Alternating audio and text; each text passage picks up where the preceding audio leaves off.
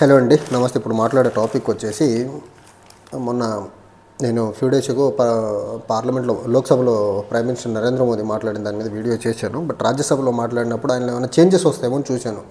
Like దేశం ప్రధానంగా ఆయన ఫేస్ చేస్తున్నటువంటి సమస్యలు కొన్ని ఉన్నాయి. ఆ సమస్యల గురించి మాట్లాడతారా, లేకపోతే తను యాజ్ యూజువల్గా ప్రైమ్ మినిస్టర్ ఎప్పుడు చెప్పే నెరేటివ్ స్పీచ్ అవనివ్వండి, లేకపోతే కట్టుకథలు చెప్పే విధానం అవనివ్వండి, లేకపోతే దేశంలో ఇప్పుడున్న సమస్యలకి జవహర్లాల్ నెహ్రూ, ఇందిరాగాంధీ, రాజీవ్ గాంధీ అలా గత ప్రభుత్వాల మీద నిందలేసుకుంటూ ముందుకెళ్ళిపోతాడని రాజ్యసభ స్పీచ్ వరకు వెయిట్ చేశాను. బట్ రాజ్యసభ స్పీచ్లో కూడా ప్రైమ్ మినిస్టర్ నరేంద్ర మోదీ దేశాన్ని యాజ్ ఆఫ్ నౌ కాంటెంపరీగా దేశాన్ని పట్టి పీడిస్తున్న సమస్యలు ఏవైతే ఉన్నాయో వాటి మీద ఏమన్నా కనీసం రాజ్యసభలో మాట్లాడే ప్రయత్నం చేస్తారా? రాజ్యసభ అంటే జనరల్గా హౌస్ ఆఫ్ ఎల్డర్స్, పెద్దల సభ, కొంచెం డిగ్నిఫైడ్గా, లోక్సభ కంటే కొంచెం బెటర్ పీపుల్ ఉంటారు. పాలసీ మేకర్స్ మీద లోక్సభలో కంటే బెటర్ అండర్స్టాండింగ్ ఉన్న పీపుల్ అక్కడ ఉంటారు. కాబట్టి అక్కడే ఏమైనా మాట్లాడతారేమో వెయిట్ చేసా కానీ బట్ నో, యాజ్ యూజువల్లీ అదే ఊకదంపుడు ఉపన్యాసం, అదే నెరేటివ్ స్పీచ్, అదే గత ప్రభుత్వాల మీద నిందలేసుకోవడం తప్ప దేశాన్ని ఈ టైంలో పట్టి పీడిస్తున్న సమస్యలు, అది ఇన్ఫ్లేషన్ అవనివ్వండి, అన్ఎంప్లాయ్మెంట్ ఇష్యూ అవనివ్వండి, లేకపోతే రూపీ డిప్రిషియేషన్ అవనివ్వండి, లేకపోతే అమెరికాలో Donald Trump president of America అయిన తర్వాత రెండోసారి ఆయన తీసుకున్నటువంటి నిర్ణయాలు ఏవైతే శాంక్షన్స్ ఎమర్జింగ్ మార్కెట్, మరీ ముఖ్యంగా బ్రిక్స్ కంట్రీస్ మీద, ఎమర్జింగ్ ఎకానమీస్ మీద విధిస్తున్న శాంక్షన్స్ అవనివ్వండి, లేకపోతే ఇండియా ప్రెస్టీజియస్గా తీసుకున్నటువంటి ఇరాన్లో ఒక చబహార్ పోర్ట్లో ఒక టెర్మినల్ని డెవలప్ చేయాలనే ఒక నిర్ణయం ఏదైతే ఉందో దాని మీద శాంక్షన్స్ విధిస్తున్న విధానం అవనివ్వండి, వీటి మీద ఎక్కడన్నా మాట్లాడతాడేమో అని అనుకున్నాను నేను. కానీ ఎక్కడ ప్రైమ్ మినిస్టర్ రాజ్యసభలో కూడా మాట్లాడకుండా అదే యాజ్ యూజువల్గా సోనియా గాంధీ గారిని, కాంగ్రెస్ పార్టీని, రాహుల్ గాంధీ గారిని, జవహర్లాల్ నెహ్రూ గారిని వీళ్ళని టార్గెట్ చేసుకుంటూ వచ్చే ప్రయత్నం చేశారు. రాజ్యాంగాన్ని వీళ్ళు ఎక్కడ గౌరవించరని చెప్పే ప్రయత్నం చేశారు. కానీ రాజ్యాంగబద్ధంగా ప్రధానమంత్రి పదవిలో ఉండి ఈరోజు దేశంలో అట్టుడికి పోతున్న సమస్యలు, అది inflation, unemployment issue, Manipur incident కానీ, లేకపోతే రూపీ డిప్రిషియేషన్ కానీ, లేకపోతే ఇప్పుడు మరీ ముఖ్యంగా ఇండియన్స్ని అమెరికా నుంచి ఇల్లీగల్ ఇమిగ్రెంట్స్కి అక్కడ ఫైండ్ అవుట్ చేసి డిపోర్ట్ అవ్వకుంటూ ఇండియాకి పంపిస్తున్న వాళ్ళలో వాళ్ళకి హ్యాండ్ కఫ్స్, కాళ్లకు చేతులకు బేడీలేసి తినో వాళ్ళని మిలిటరీ ప్లేన్స్లో తీసుకొస్తూ ఇండియా యొక్క పరువును నిండి, లేకపోతే ఇండియా యొక్క డిగ్నిటీని మంటగలుపుతున్న అమెరికాకి అగెనెస్ట్గా ఏమైనా ఒక మాట్లాడతాడేమో చూసా కానీ ఎక్కడ మాట్లాడే ప్రయత్నం చేయాలి ఆయన.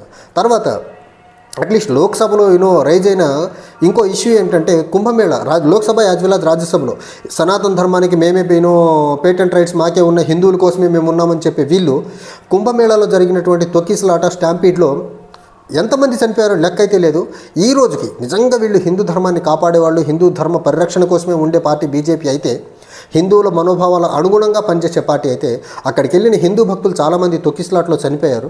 కనీసం ఆ తొక్కిసలాట్లో చనిపోయిన వాళ్ళకి సంఘీభావం ప్రకటించే పని కూడా చేయలేదంటే వీళ్ళు నిజంగా హిందువుల మనోభావాల్ని గౌరవిస్తారా, లేకపోతే హిందువుల్ని జస్ట్ రాజకీయంగా ఓట్ బ్యాంక్ కోసం మార్చుకునేదానికి హిందుత్వ అనే పాట పాడతారంటే రాజ్యసభలో, లోక్సభలో ప్రైమ్ మినిస్టర్ మాట్లాడే విధానం చూస్తే బీజేపీ నుంచి ఎవరూ కానీ రైట్ ఫ్రమ్ ఉత్తరప్రదేశ్లో కుంభమేళ జరుగుతున్నటువంటి ఉత్తరప్రదేశ్లో కూడా ఉత్తరప్రదేశ్ ముఖ్యమంత్రి ఎప్పుడు కాషాయం బట్టల్లో ఉండి హిందూ ధర్మ పరిరక్షణ కోసమే నేనున్నానని చెప్పేటువంటి యోగి ఆదిత్యనాథ్ కూడా కుంభమేళ స్టాంపీడ్ గురించి ఎక్కడ ఒక చిన్న మాట కూడా మాట్లాడకుండా,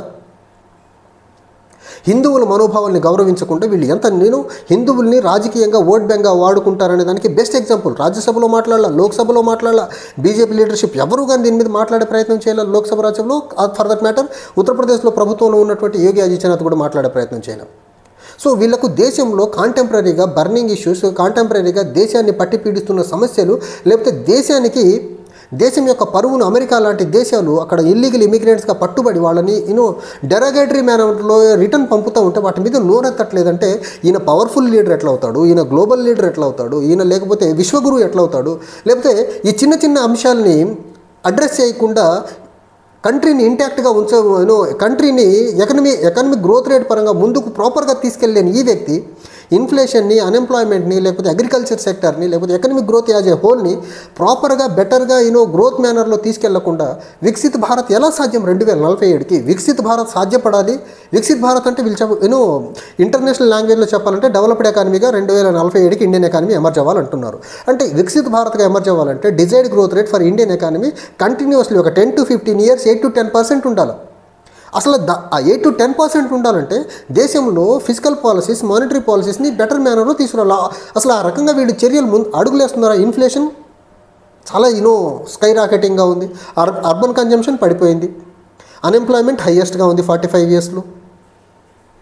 ఎకనామిక్ గ్రోత్ రేట్ మరీ ముఖ్యంగా మ్యానుఫ్యాక్చరింగ్ సెక్టర్ ఎక్కడో పడిపోయింది. So make in India fail అయిపోయింది. మేక్ ఇన్ ఇండియా ఫెయిల్ అయిపోయిన తర్వాత మ్యానుఫ్యాక్చరింగ్ సెక్టర్ని స్ట్రెంగ్తన్ చేసి బెటర్ మేనర్లో ముందుకు తీసుకెళ్ళడానికి ఇంకో పాలసీ ఈ రోజుకి తీసుకురావాలి. సో మ్యానుఫ్యాక్చరింగే నెగ్లెక్ట్ చేశారు. అగ్రికల్చర్ సెక్టర్కి మొన్న బడ్జెట్లో ఎంఎస్పీ గురించి కానీ, రైతుల రుణమాఫీ గురించి కానీ, లేకపోతే రైతాంగానికి సంబంధించిన సబ్సిడీస్ గురించి కానీ ఎక్కడ మాట్లాడే ప్రయత్నం కూడా చేయాలి. So key sectors manufacturing, agriculture ఇలాంటి కీ సెక్టార్స్ని నెగ్లెక్ట్ చేసేసి బడ్జెట్లో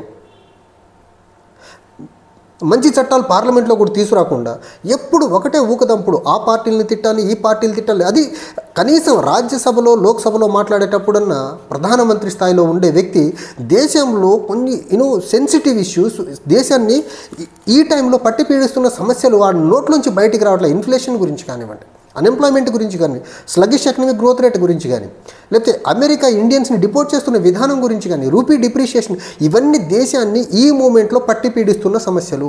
ఈ సమస్యల గురించి ప్రధానమంత్రి నోట్లోంచి కనీసం మాట రావట్లేదు. అది కూడా అపోజిషన్ పార్టీలన్నీ గగ్గోలు పెడుతున్నా కానీ, అపోజిషన్ పార్టీలేమో ఈ అంశాల మీద మాట్లాడుతుంటే ఈయనేమో అపోజిషన్ పార్టీ యొక్క గతాల గురించి, అపోజిషన్ పార్టీ యొక్క లీడర్స్ యొక్క పర్సనాలిటీ పర్సనల్గా వాళ్ళని టార్గెట్ చేసే ప్రయత్నం. వాళ్ళని పర్సనల్గా టార్గెట్ చేయడం వల్ల ఇన్ఫ్లేషన్ తగ్గదు. కాంగ్రెస్ పార్టీని టార్గెట్ చేయడం వల్ల ఇన్ఫ్లేషన్ అయితే కంట్రోల్ అవ్వదు. కాంగ్రెస్ పార్టీని, జవహర్లాల్ నెహ్రూని, రాహుల్ గాంధీని, రాజీవ్ గాంధీని, సోనియా, ఆ కుటుంబం మొత్తాన్ని తిట్టడం వల్ల ఎంప్లాయ్మెంట్ అన్ఎంప్లాయ్మెంట్ అయితే తగ్గి ఎంప్లాయ్మెంట్ యాక్టివిటీస్ జనరేట్ అయ్యేదానికి ఆస్కారం లేదు. వీళ్ళని తిట్టుకుంటూ నువ్వు ముందుకెళ్ళటం వల్ల రూపీ డిప్రిషియేట్ అయ్యి ఆగి రూపీ అప్రిషియేట్ అగ్నెస్ట్ డాలర్ అయితే అయ్యేదానికి ఆస్కారం లేదు. వీళ్ళని తిట్టుకుంటా నువ్వు పార్లమెంట్లో వచ్చి చట్టసభల్లో బయట వీళ్ళని తిట్టుకుంటా కూర్చోవడం వల్ల అమెరికా చేస్తున్నటువంటి దుందుడుకు విధానాలు, అమెరికా ఏదైతే ఇండియన్ ఇంట్రెస్ట్లకు అగెనిస్ట్గా ఇప్పుడు పనిచేస్తూ ఉందో అమెరికా వాటిని ఆపదు.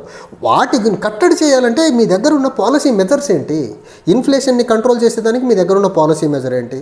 అన్ఎంప్లాయ్మెంట్ యాక్టివిటీస్ని అన్ఎంప్లాయ్మెంట్ని తగ్గించి ఎంప్లాయ్మెంట్ జనరేషన్కి మీ దగ్గర ఉన్న పాలసీ మెజర్ ఏంటి? మ్యానుఫ్యాక్చరింగ్ సెక్టార్ని స్ట్రీమ్లైన్ చేసి మళ్ళీ మ్యానుఫ్యాక్చరింగ్ సెక్టర్ ఏదైతే అంతకుముందు 15% కాంట్రిబ్యూషన్ జీడీపీకి ఉండిందో ఇప్పుడు 12 to 13% మధ్యలో ఉంది. దాన్ని మళ్ళీ 15% అంతకంటే బెటర్గా ముందుకు తీసుకొచ్చేదానికి మీ దగ్గర ఉన్న పాలసీ ఏంటి? ఇన్ఫ్లేషన్ని కంట్రోల్ చేసేదానికి మీ దగ్గర పాలసీ ఏంటి? ఇలాంటివి మాట్లాడకుండా అండ్ ఇండియన్ ఎకానమీ సస్టైన్ మేనర్లో గ్రోత్ అవ్వాలంటే అగ్రికల్చర్ చాలా చాలా ఇంపార్టెంట్ రోల్ ప్లే చేస్తుంది. అలాంటి అగ్రికల్చర్ని సస్టైన్ మేనర్లో గ్రోత్ ట్రాజెక్టరీలో పెట్టేదానికి మీ దగ్గర ఉన్న మెకానిజమ్స్ ఏంటి అనేది చట్టసభల్లో మాట్లాడుతున్న టైంలో కూడా ఈయన మాట్లాడట్లేదు. అంటే అసలు ఈ ప్రైమ్ మినిస్టర్కి ఏమాత్రం దేశంలో ఉన్న సమస్యల పట్ల బాధ్యత లేదు అనేదానికి ఇంతకంటే ఎగ్జాంపుల్ ఇంకేమైనా ఉందా? అండ్ ఇంకో దరిద్రంగా ఈయన మాట్లాడిన మాట ఏంటంటే లోక్సభలో, రాజ్యసభలో ఢిల్లీ ఎలక్షన్కి కరెక్ట్గా ఒక రోజు ముందు ఈయన లోక్సభలో మాట్లాడతా అరవింద్ కేజ్రీవాల్ని లోక్సభ నుంచి టార్గెట్ చేసే ప్రయత్నం చేశాడు. ఆఫ్ కోర్స్ లోక్సభలో ఆయన మాట్లాడిన మాటల ప్రభావం అనివ్వండి, లేకపోతే లోక్సభలో వీళ్ళు పార్లమెంట్లో ప్రవేశపెట్టిన బడ్జెట్లో 12 lakhs ఇన్కమ్ ట్యాక్స్ ఎగ్జంప్షన్ అవ్వండి, దాని ప్రభావం ఇప్పుడు ఢిల్లీలో అయితే ఖచ్చితంగానే వీళ్ళు అధికారంలోకి వచ్చేదానికి దగ్గరగా మ్యాజిక్ ఫిగర్ దాటి లీడ్లో ఉన్నారు. సో చట్టసభల్ని కూడా వీళ్ళు రాజకీయ అవసరాలకు వాడుకుంటున్నారు తప్ప దేశ ప్రజల యొక్క సమస్యలు తీర్చేదానికి చట్టసభల్లో వీళ్ళు నోరెత్తలేకపోతున్నారంటే వీళ్ళకు దేశంలో ప్రజలు పడుతున్న కష్టాలు, ప్రజా సమస్యలు తీర్చేదానికి బీజేపీకి చిత్తశుద్ధి లేదనే దానికి prime minister Lok Sabha as well as రాజ్యసభలో మాట్లాడిన మాటలే దానికి బెస్ట్ ఎగ్జాంపుల్.